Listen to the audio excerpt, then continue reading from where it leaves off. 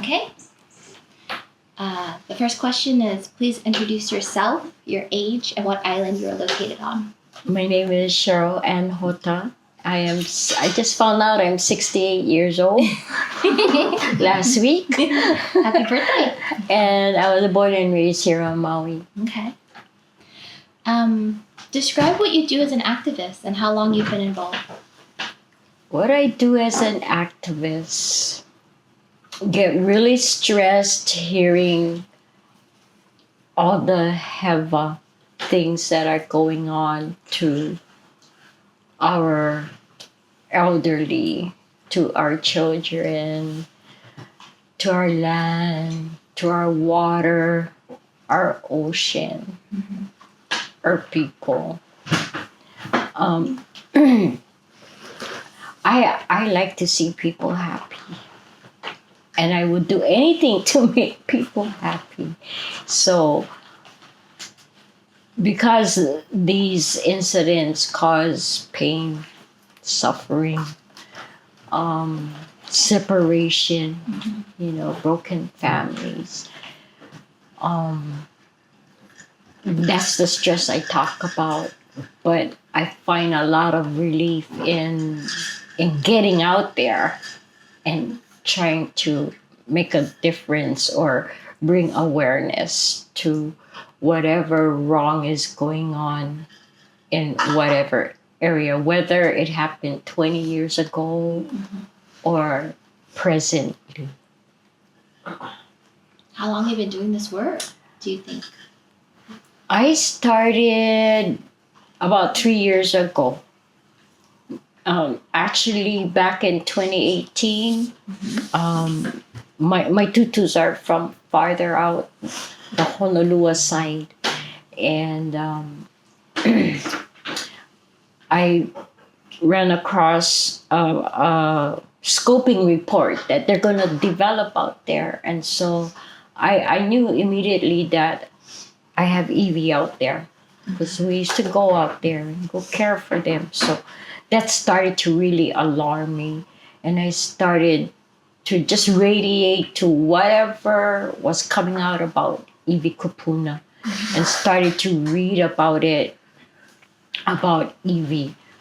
And, sadly, I was American, but now I'm not American. I know I'm not an American, for obvious reasons of what happened to the takeover of our land and what continues to happen to us now. And I have been since then trying to repatriate back to our land and trying as much as possible to get information on the area and about my kupunas, because my mom was growing up just when all the annexation and everything was going on. And so they had violent lives. They suffered because made to become a colonist, and trying to figure out what is right and wrong. I mean, when I look back at what my parents and my uncles and my aunts endured, it's really painful, really, really, really, really painful, and that all brought out a lot of. At first, there was a lot of rage, a lot of hate, and I pointed fingers at my tutus, admonishing them for not standing up as Hawaiians, and why, and here I am, like 60 years old, finding out that I'm a Hawaiian. I'm Kanaka Maole. What a shock, and it's because they always quantified the Americans when they started coming in. They quantified us, even with the situation with our land out there. it's like a quantification, you gotta have so much, 26% to have Hawaiian homes. Um, even our land at the bay, that's all in question. We have to prove our leniency, our descendancy and our leniency. And um, when I look at my parents and grandparents growing up, I just cannot imagine how it was for them. I mean, to find out all these years later how we've been robbed, how traumatic it is for me. I cannot imagine how it was for my tutus. They couldn't protect their land. They had to flee or resort to giving it up, you know. And then we, the next generations, here to, go back and correct that wrong, Yeah. you know. And that's what I live for every day is to make sure that after I'm gone, my children will still continue the battle, for our right as people of our land and as for people of our true land that foreigners now occupy and own, you know. So health wise, about 10 years ago, I was diagnosed with incurable disease. However, and I have my bad moments with it. But when that happens, I just look at doing something maybe impossible. Like my latest is form a 501c3. I've never done it, so and that just puts me in a different frame of mind of going forward, taking everything forward, not being stagnant, and it just rejuvenates my health in that way, in fighting to protect our land, our EV, our kupunas. That's my driving force. Do you think that keeps you healthy? It does, because as I'm sick, I'm thinking in my head, because I'm still aware, looking around, what's going on. Nothing stops. The heaven doesn't stop, and so my mind and body is communicating to me. You need to get better, or else you can't get out there and make a difference. On my hands and knees, I would still show up for something that I truly believe and passionate about. On my hands and knees, I would. It sounds like To you learned some history, or the real history, and you became closer to your identity, however you identify that. And it motivated you. yeah. It motivated you to do something. Yeah. How do you reflect on that?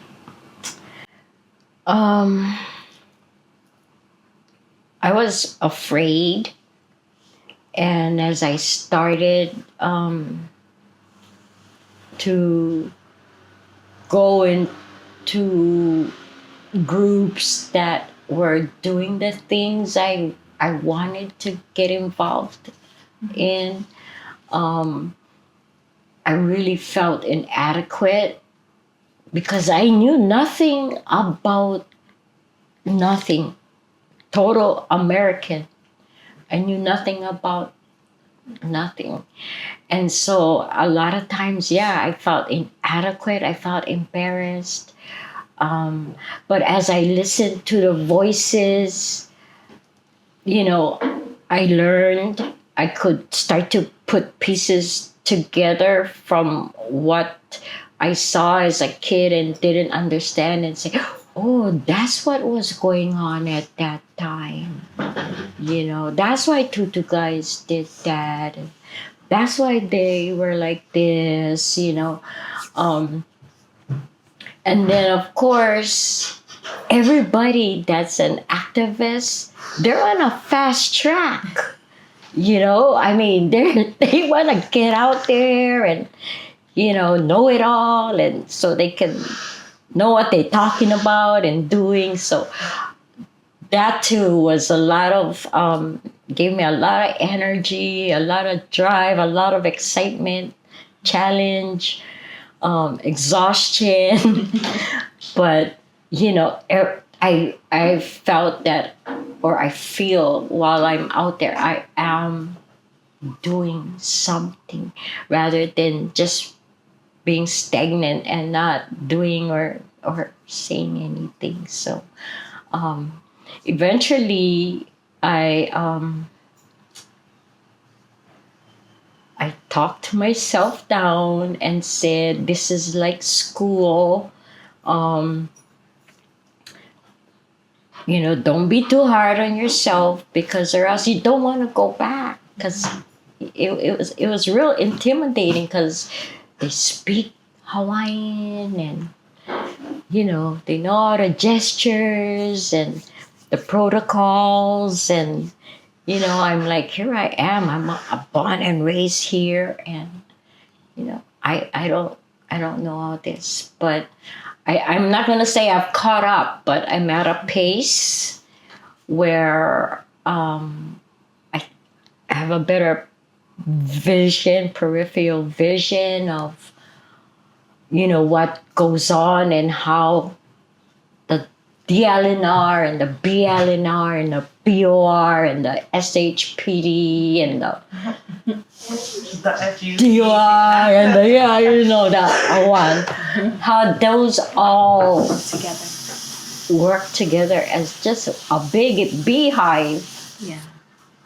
And that was a big blowback, because I was like, oh, wow.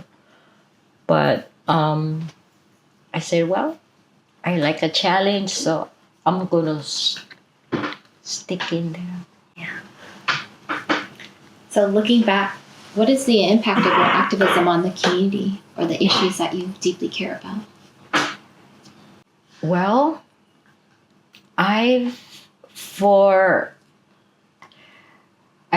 broken down my community, because or else it's just too big to, and then you feel defeated. So I would say my community is my children, my aunts, my uncles, because we all colonists, American, educating them, young and old, together. Whatever chance I have, I try to immerse them in something that is not going on, that is right, that need their attention, that they should speak up. But a lot of them will speak among us, but when I say, let's get to a meeting, oh, I'm not going to talk. And, a lot of times it's like, you don't have to talk, but, just come, just to show. So I would say I impacted my little community of 20 now pretty good. In as far as keeping them abreast of what's going on with the water issues, housing issues, Iwi Kupuna, we're being desecrated, and who's holding the bones, and just keeping them in the loop. You serving as a role model Yes. to lead by example. So, how do you think this work has impacted your health and well-being? I would say it has really strengthened my health. Really strengthened my health. because like I said, when I'm really sick, like just on Tuesday, I was at the ER. Um, but having a goal, like I know the our Maui Planning Commission meeting is coming up on December 12th, and this was going on. So all of the activity that I support and excite me helps me. Knowing that they're coming up, my thought is, get better, get rest, eat better. So I'm able to participate because it impacts my health more when I cannot participate. It really, really does. I find myself down in the dumps for like a month, when there's no activity out there that I can focus on getting in or doing. How do you feel when you're working with others who are working on the same cause as you? The other activists, we call them. I'm a listener, so I like to listen first to what they have to say and observe. So I would say it as far as working with, it'll take me a while before I will want to work with someone. But as I am in a group, my whole total focus is to have respect for them, to be there to share. Even if some of them come across like real brash, I've had the fortune of having bosses that were really brash to me. So to be in that kind of environment, it doesn't.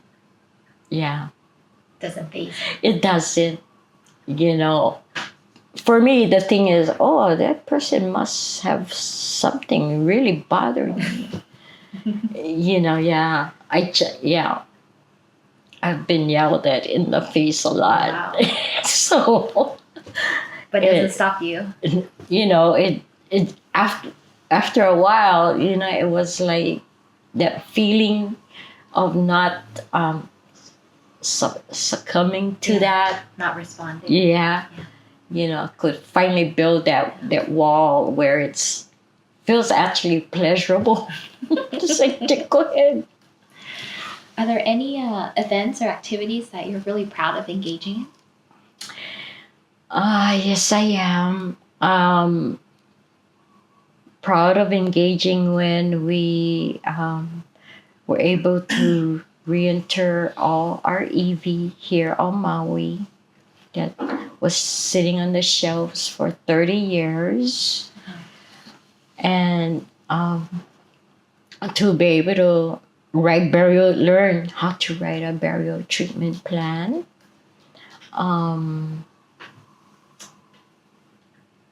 And also working with Malama Kakanilua. That's a plus. I'm the treasurer, and I've learned how to process grants and also, some accounting background stuff. So it's all a learning process, something I've never done before. So I radiate towards the new, even if it's challenging, because it's just unknown, and I think that's just the best way to know, is to go unknown. I heard you say that you like to listen first, but it seems like you listen and then you take a lot of action. So you're like, I know accounting, I know how to write grants, I have a 501c. I was like, that's That's a whole nother level of activism. Can you talk about that? I'm just really curious. I haven't. I want to form a 501c3, but yeah, the part about the grant writing, not so much that part. I do the reimbursement part,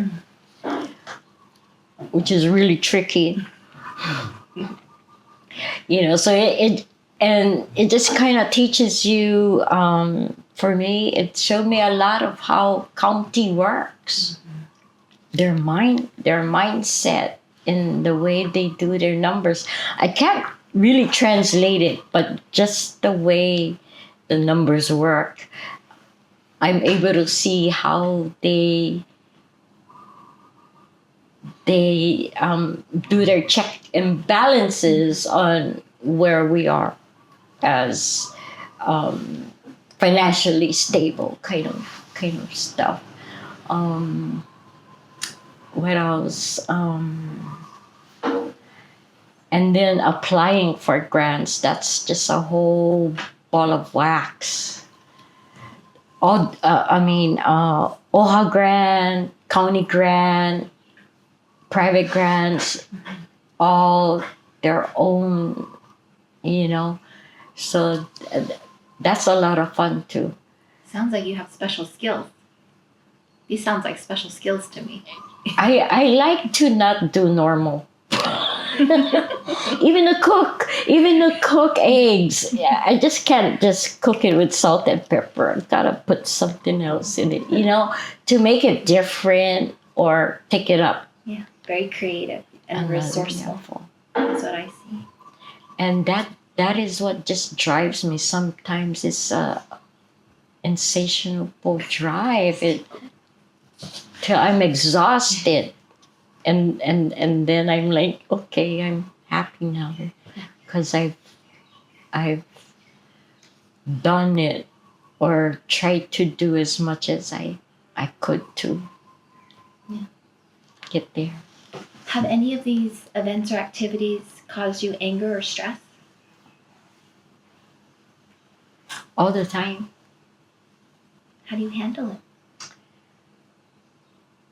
My sensei always said, turn poison into medicine.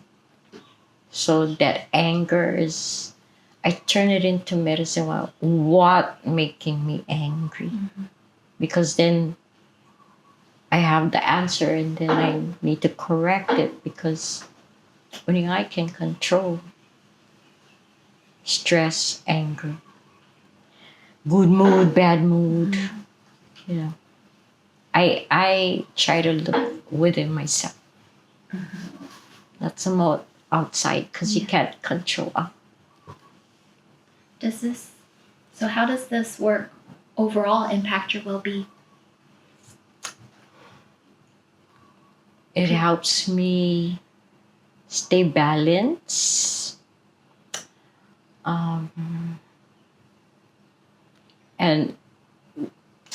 And that's a bad thing, but I always think of myself last. So, but then to me, that's thinking about myself first because it makes me happy to be able to do what I do. Does that make sense? For the community? Yeah. For the EV? But you have to take care of yourself too. Yes. To do the work. Yes. Yes, exactly. Because you didn't start till later in life, right? You said like a couple, maybe less than 5 years ago? That's incredible. That's when I realized so much, and I cried like for a whole year, just grieving, going through everything. I knew our queen was overthrown, but I really didn't know. These things. I really didn't know.